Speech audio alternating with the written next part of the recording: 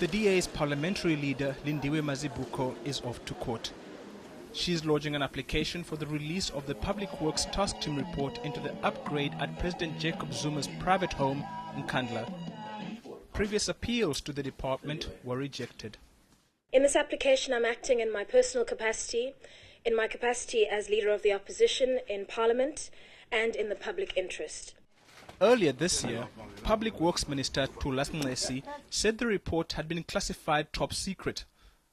But the DA maintains the classification is an internal cabinet decision and not in terms of law. We have long held that the classification of this report is invalid, and it constitutes yet another attempt to shield President Zuma from public accountability. However, the DA says it's prepared to accept a report where the top secret information has been removed. Alternatively, we're seeking that the court orders that the parts of the report pertaining to state security be severed, if there are such parts in that report, and that the report then be made public. The DA is confident the order will be granted and that it won't have to go to a higher court.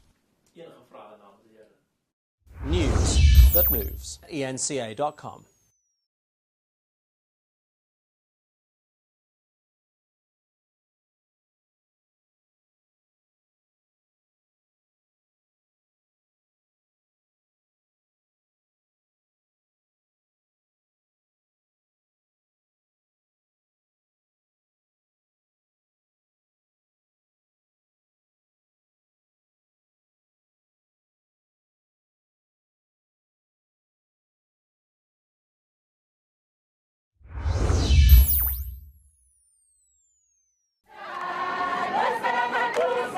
A protest that started in the early hours of the morning intensifies.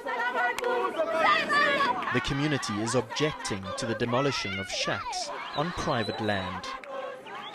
But it turned deadly after police officers arrived to investigate the disturbance. Police say the crowd tried to drag the officers from their vehicle.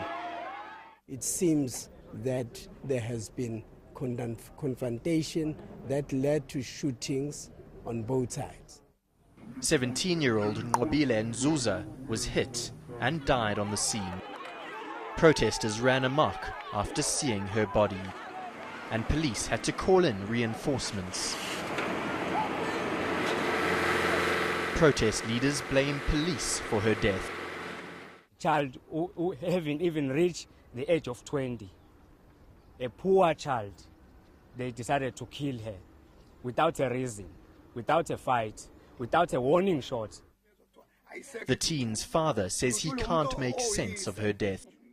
It's so painful. I could only have understood the shooting if it was a boy, because the killer may have argued. He was attacking me and trying to take my gun away. But in this case, it's a girl. How do you defend yourself against a girl? The situation is still tense.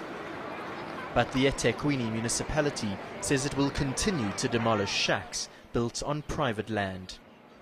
The MEC for Community Safety has called for an urgent meeting to try to resolve the impasse. News that moves. ENCA.com.